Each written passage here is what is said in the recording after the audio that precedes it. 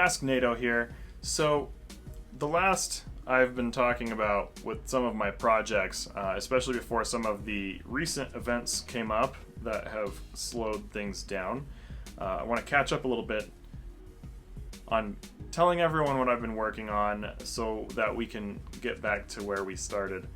And lately, I have been working with the Raspberry Pi platform, which I've been talking about quite a bit, and I've been building different types of solutions with the Raspberry Pi, trying out different types of coolers and cases, and doing all kinds of things with it.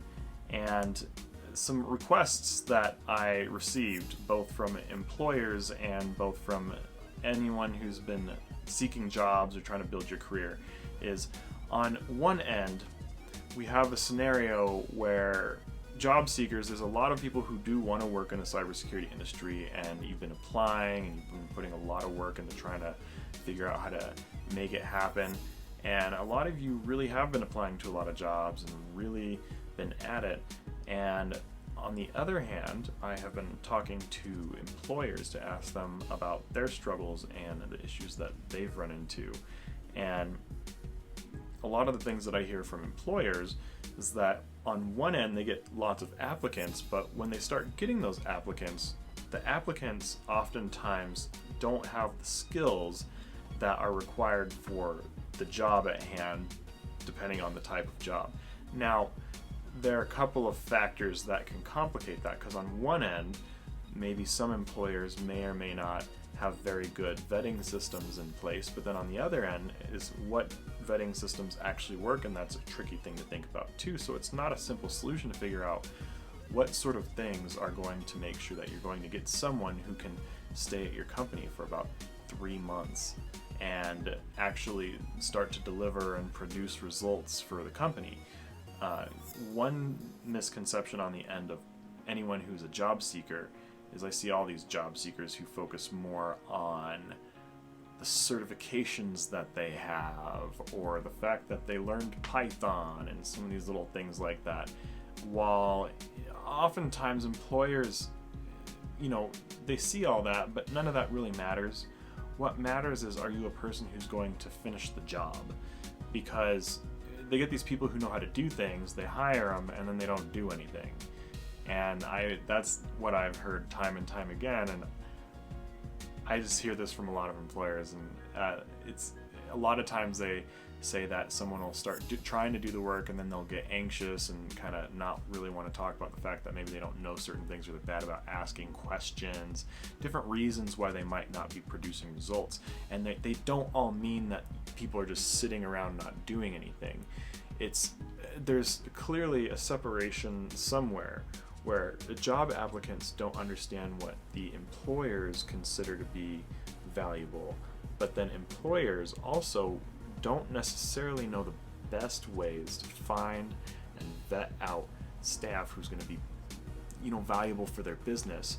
And I run into this as well all the time, where, I find people who can teach analytics and math and stuff like that, and then when they get to cybersecurity and they try to teach something in cybersecurity or learn it or something along those lines, it's such a different field, and some of the ways that things work, even in the sciences in cybersecurity, a little different from what a lot of people might be used to, and especially because it's an internet, based industry. It comes from internet security, network security. It's the reason why we have cybersecurity in the first place. We wouldn't have it without the internet.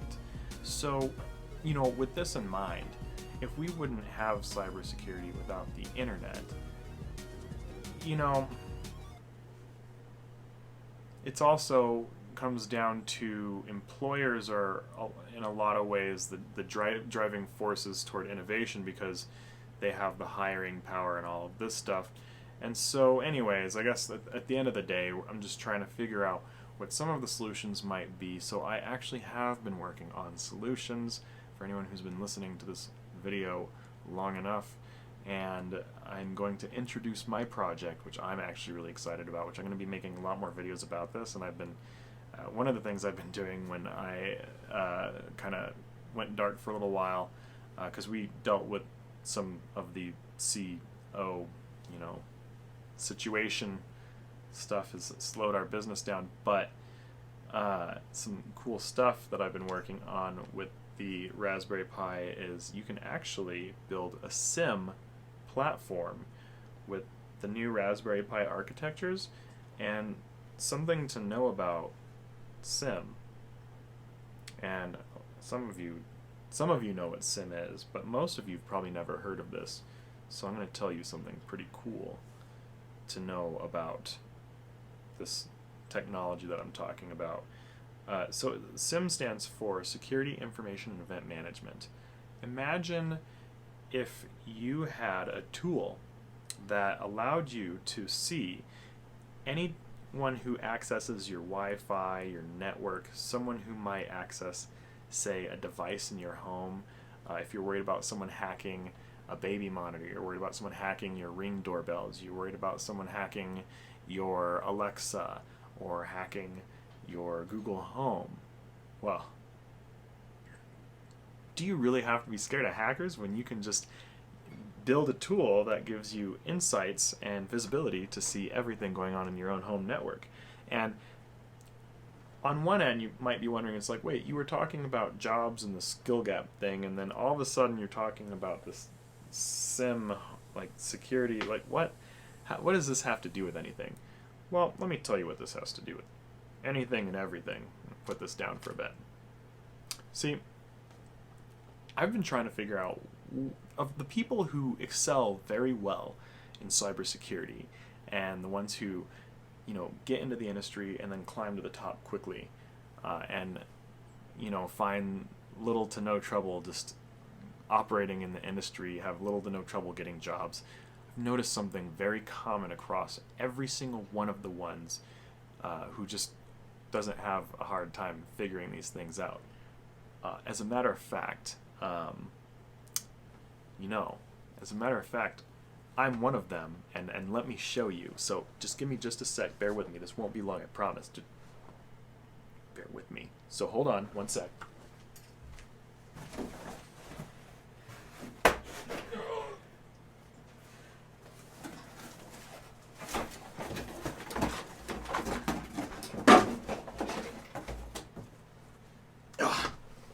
All right. So, once upon a time, I was a kid. You didn't think I was ever, did you? And I had this thing that I got for Christmas one year. It's a Dreamcast. And now I still have it, yeah. It's a long time ago. It was like 2001. And this Dreamcast, well, it's how I learned how to hack. So, year 2001, I discovered, I got this Christmas present where it could connect to the internet, and it could play video games, and it had a web browser. And it was like a little tiny computer, but I could plug it into the TV, and I was fascinated by this. And as a matter of fact, it has these little proprietary plugs that aren't even USBs. But when we get into it, hold on.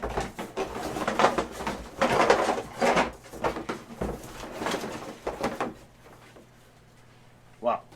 It has a keyboard, I won't worry about it. But it even has its own little keyboard. And, it didn't have a mouse or anything. So you'd have this controller, and you'd have this keyboard, and it has web browsers. And so I would get on there, and I just type and do all this stuff. And all of a sudden, there's this game that came out called Phantasy Star Online, and you could go online and stuff. And this is before certain laws came out around data privacy, and the internet was so new. Dial-up was the thing. This thing runs on dial-up. It has a dial-up modem. I was a kid. I didn't know anything. I don't know how old I was. Like 10 or something, 13, 12. Not old. I was like in middle school. But I wanted to play Phantasy Star online, and I couldn't because the Dreamcast right here required me to, it required me to have a dial-up connection. So I plugged in the phone connection into the Dreamcast, and of course had no idea why it didn't get internet from it. And spent all this time trying to figure out how in the world can I get internet on it, and eventually, after a lot of stuff, I figured out how to get internet on it because I found these codes that I could plug some stuff in, and I could use these dial-up minutes, and it would let me play Phantasy Star Online. And I'd play it, and then all of a sudden it would say that you're out of time, and my connection would get lost, but I want to play the game online more. So I would get more of these little codes. And what I didn't understand at the time was that I was stealing people's dial-up passwords. And I was just like, oh, sweet, free internet on the Dreamcast. Like, you can do whatever you want. And then I figured out just so many things. And now I know so many things about everything compared to what I knew back then. Like, the Dreamcast runs a version of Windows. If anyone didn't know that, it's called Windows CE, I think. I could be wrong, someone can correct me on that. But, you know, even a PlayStation has an operating system. Everything has an operating. A phone has an operating system. You might have iOS operating system. And, you know, even like a Nintendo 64 back in the day has an operating system. Even the Raspberry Pi lets you set up different operating systems. And to me, back in the day, like, this was my Raspberry Pi, if you think about it that way. It's kind of how I probably think about it, because you get a little sentimental, because, you know, the things we do when we're, I don't know, kids, whatever. But a little blast from the past. I have a lot of these at this point, but I can build a tool now that lets me watch my network, which is something that I've known how to do since I was a kid. And so it's something that I am putting all of the resources together, and I've been building for myself so that I can watch my network. I am not the type to want to show you a whole lot of screens for myself, so I'll share architectures and things like that, and I'll share some cool stuff. I gotta figure out how to, because it's a tool that shows everything about my network. I'm not going to do that. That's like doxing. That's just dumb. I'm a cybersecurity professional, so I got to be careful with what I show you guys.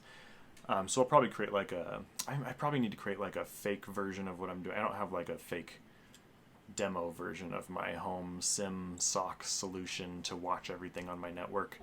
And I'm rebuilding it and re-engineering it right now, coming up with like motion sensors for my home and night sensors and stuff like that, whether you put it inside with different enclosures, like all kinds of stuff. So that's what I'm putting together right now, and I'm going to put my kits up in my own shop, because I just got to the point where I'm like, you know, everything going on right now, people are going to be working from home, people want to deal with their own home defense, like people need VPNs now. Hey, run a VPN on this. People need to make sure that their network is protected. Hey, these things have enough power now to do like network protection. Like, people need to protect their own personal home assets, or you want to make sure that there's not some virus that's scattering all over the place. You can set up these little nodes with Raspberry Pis, and then the other thing that goes into the whole skill gap thing is, if you've done all of this, goes back to what I was talking about, people who tinker and make things. I pulled out the Dreamcast because I'm a person who would just take things and tinker around with it. I just mess with stuff. Like, I messed with everything. I messed with the Dreamcast, took it apart. I would take apart Game Boys and tinker with those. I would take apart all these things. And I've noticed that people who tinker and mess with things on their own, like, this is my home hobby. This is just what I do. Like, why do I know the things that I know? Like, I overclocked one of my Raspberry Pis to, like, I don't know, 2 gigahertz. It's normally 1.5 gigahertz. No one cares about that stuff, but to me, that's fun. And I know a lot of people like that, and every time I meet someone like that, they're like, oh, this is awesome. And then they get into cybersecurity industry, and they're just like, oh, this is easy. And then they just swim their way all the way up to a 6-figure income within just a few years or less. So this is what I've learned. And so it really does come down to, when you tinker with things at home, you learn fundamental skills that you have to have at a job, because you could go to school, and yes, that's valuable, and you can learn all these valuable skills. It's not to say that the skills aren't valuable, because learning how to write code is valuable. If you learn how code is valuable before learning code, you still have to learn the code. So if you learn code before understanding how, like, what makes learning code valuable, eventually, as long as you figure out what makes code valuable, that's fine. But one thing that anyone and everyone can do is start building things. Because when you build something for your own home, if you make something that's valuable for your home, I guarantee you it's valuable for a business. And the skills required for you to defend your home are different from just going to class and following an assignment. So when you follow an assignment, or you follow step 1, 2, 3, well, when you're building like a home solution of your own, like, yeah, you might follow a guide to set up this one part of something and a guide to set up another part of something. But this is what I call modular thinking, where learning how to follow a guide is good and helpful. It's not a bad thing. But learning how to take multiple like wheels that people have created and stop reinventing wheels. Don't reinvent wheels that have been reinvented. People are like, oh, I need to learn Python. It's not that you don't need to learn Python, but you can go and dissect other people's code and pull pieces out of it and not reinvent wheels. And don't copy people's code necessarily, but you can learn how code is built by reverse engineering what people do. And then you can go and find guides too that are the step-by-steps, and then take it all and put it together. And when you do something like build a home SOC with a SIEM or something like that, because now Raspberry Pis, this is interesting. A lot of you might not understand some of these things like this. A lot of you do. The ones of you who do may or may not be aware that if you've ever used a Raspberry Pi at all, the older Raspberry Pis use DDR3 RAM, which isn't a big deal depending on what you're trying to do. But the new one uses, the Raspberry Pi 4 uses DDR4 RAM, and when we're talking about the SIEM technology I'm talking about, that I'm going to be talking about a lot more for anyone who knows what SIEM is, SIEM is a power-hungry technology. Power-hungry. And DDR4 RAM, while the Raspberry Pi 4 is not particularly the most powerful thing, and it's not going to operate anywhere near as well as like a dedicated server or anything like that, the important part about the Raspberry Pi 4 is that it's painfully affordable for the performance. I mean, just the main board by itself is $55 with the processor, the RAM, you know, all the little components that are just already on the board. And then after getting cooling solutions, you can put together a whole like desktop setup for a Raspberry Pi for like less than $100. And the computing power, especially if you set up multiples of these things, because this technology I'm talking about caters best to having multiple devices and multiple tools. It's a platform. SIEM is a platform. It's real complicated. You generally want to have multiple servers. And you know, I used to do these implementations for these companies, and you know, I remember this one implementation was like a $5 million implementation, and then I've done implementations at power plants across the seas for like millions of dollars, like in billion-dollar corporations and stuff. But you know, the things that you learn, like, you don't need that kind of power that an enterprise needs, but technology wasn't really fast enough, I'd say like 3 years ago, to super affordably, like, anyone just drop like, you know, $100, $200, and you can build a home security like operations center. $100 you can build a security operations center. It might not be the best. The more you spend, the better it will be. And then also the other thing is security oftentimes operates best in separates, or, you know, if you've seen like a data center where you have clusters where you have multiple cores and multiple threads across different you know, core node structures and stuff like that. Just building these things at home, while you could go and buy pre-built solutions and things like that, building your own solutions to things teaches you exactly what businesses want you to be capable of.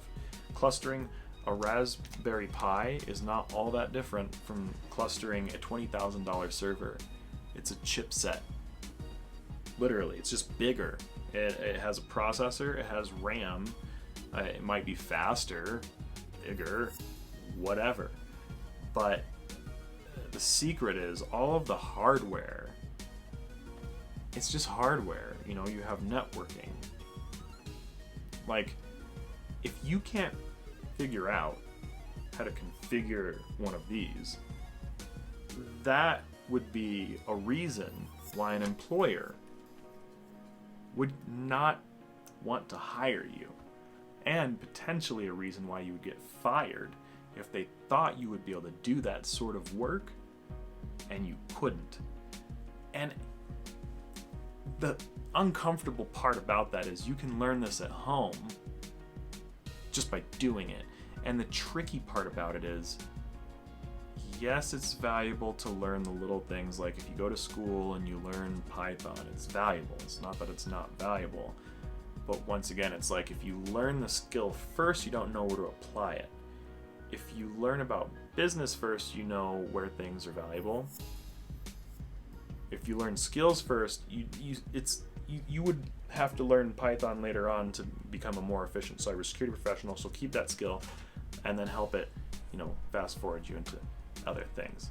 So anyways, hopefully that gives you an idea of what I'm working on. But closing words. So about the whole SIM idea, the home SIM. What this is going to do is it's going to let me see everything on my home network. And that's what I want. So I can be on vacation. If someone comes into my front door while I'm gone, like, I'll get alerts, I'll know what's going on. And if I have like a house sitter or something like that, like, you know, I can see what's going on with things. Like, I can set up all kinds of stuff, you know, to keep my home safe, to make sure that, you know, I'm not getting robbed when I'm not home or something like that. And it happens to people, or at least so that I'm aware of what's going on. Things happen, you know, for better, for worse, unfortunately. Who wouldn't want to make sure that they know that their personal assets are safe and secure? And why wouldn't a business want to hire someone who knows how to take care of business? Let's just be honest.